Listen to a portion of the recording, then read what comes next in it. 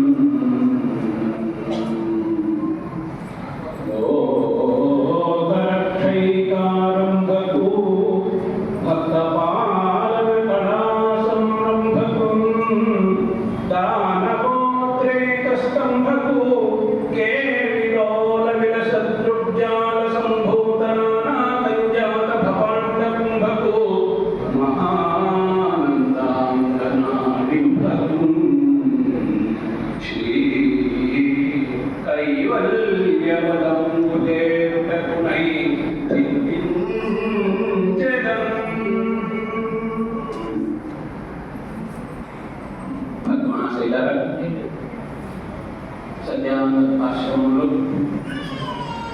సత్యానంద స్వామి వారి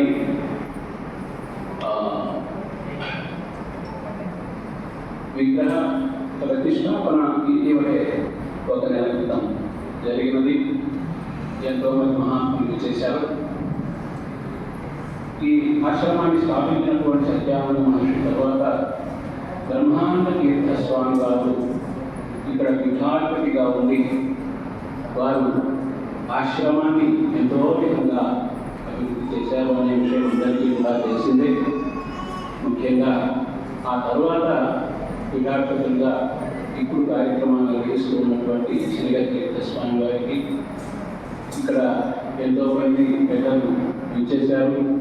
ఒంగోలు నుంచి విచ్చేశారు సత్యానంద స్వామి వారు, అట్లాగే రామతీర్థ స్వామి వారు ఉన్నారు, అట్లాగే హరేరామ క్షేత్రం స్వామి కృష్ణానందగిరి స్వామి వారు, తర్వాత ఆత్మానందగిరి స్వామి వారు, నిశ్చలానందగిరి స్వామి వారు, ఇట్లా ఎంతోమంది అందరికీ కూడా నమస్కారాలు. భక్తులందరికీ కూడా నమస్కారాలు. 2 మాటలు నేను చెప్పేటువంటి ప్రయత్నం చేస్తాను.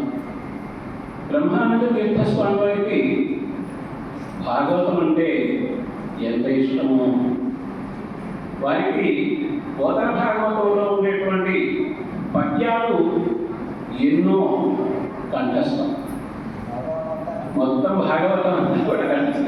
ఎక్కడ ఏ సందర్భం పడినా కూడా వారు చక్కగా తెలియజెప్తూ ఉండేటువంటి వారు. కాబట్టి ప్రారంభంలో బోధన గారు రాసినటువంటి పద్యాన్ని ప్రార్థనా పద్యంగా అనుకున్నాను. అలాగే కృష్ణ భగవాన్ని గురించి ఆ బోధన భాగవతంలో శ్రీ కృష్ణ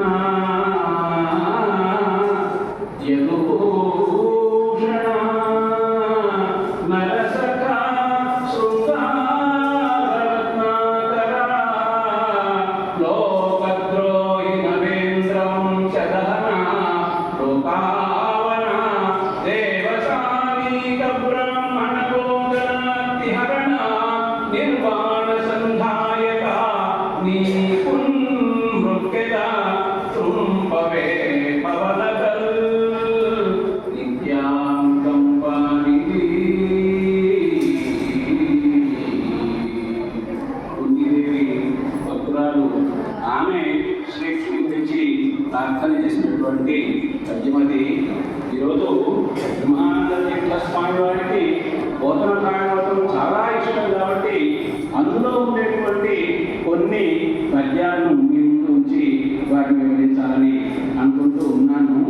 మరి భాగవతము ఎటువంటిది అంటే ఎన్ని వేదాలు చదివినా కూడా తెలియనటువంటి ఆ ఆత్మ జ్ఞానం అనేటువంటిది భాగవతం చదివితే లభిస్తుంది అని బోధన గారే చెప్పారు. నిగమములు వేదినా సుగమంబులుగా భక్తి ముక్తి సుఖగల్పంబుల్ సుగమంబు భాగవతము నిగమంబు పఠింప ముక్తి వసనం. కాబట్టి వేదాల కంటే కూడా గొప్పదైనటువంటిది భాగవతము అనేటువంటి పురాణం. రచించినటువంటి వ్యాస మహర్షికి ఆత్మశాంతిని కలిగించి మనశ్శాంతి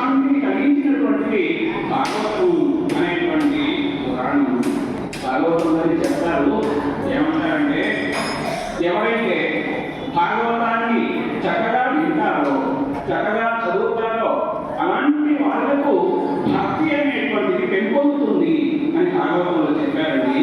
అవనీ చక్రములోన ఏ పురుషుడు ఏ ఆమ్నాయమున్ విన్న మాధవుపై లోకశరణ్యుపై ఫలములను తప్పింపజాలు భక్తి విశేషంబు జనించు అవము తప్పింపంజాలు భక్తి విశేషంబు జనించు అట్టి భువనక్షేమంకరమైన భాగవతామ్నాయము బాలరాయముడు తా కల్పించే నేర్పొప్పదన్.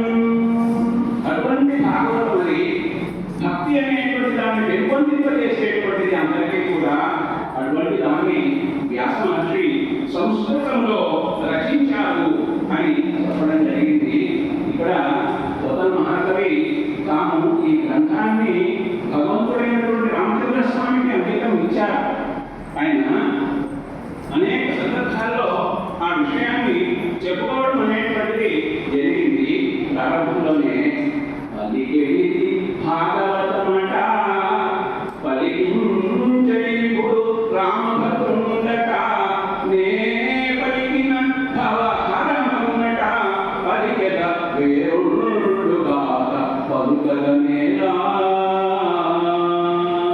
రామచంద్ర స్వామి తన ప్రారంభంలోనే ప్రత్యక్షమై నా పేరుతో నీవు అంకితం చేయవయ్యా అన్నాడు. కాబట్టి ఆయన ఆ విధంగానే ఆ భాగవతాన్ని రచించడం అనేటువంటిది జరిగింది.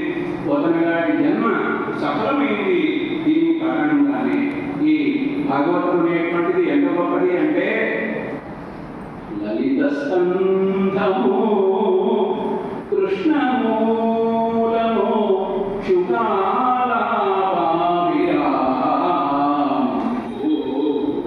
మధురతాశోభితం సువర్ణ మనస్సుజ్ఞేయం సుందరోజ్వలవృతంగో మహాఫలంగో విమలో వ్యాసాలవారంబునై వెలయున్ భాగవతాఖ్య కల్పతరువు ఉర్విం సద్విజ శ్రేయమై.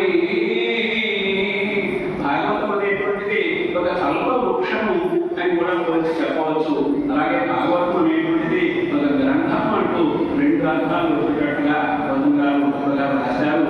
మరి భాగవతము వింటేనే, భాగవతము అంటేనే బ్రహ్మానంద తీర్థస్వామి వారికి పరమానందం. కాబట్టి ఈ 4 మాటలు నేను ప్రస్తావన చేశాను. అవకాశం ఇచ్చినటువంటి స్వామిని నమస్కారం.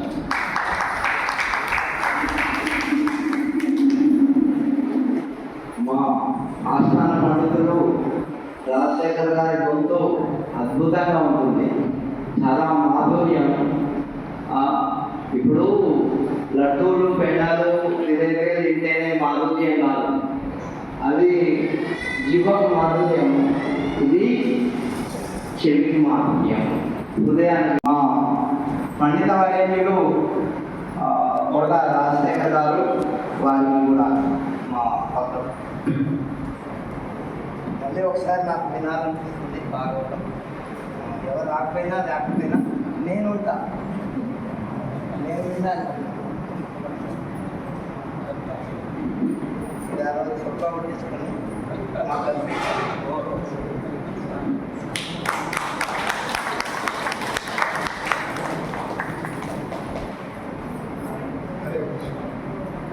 ఇప్పుడు శాంతి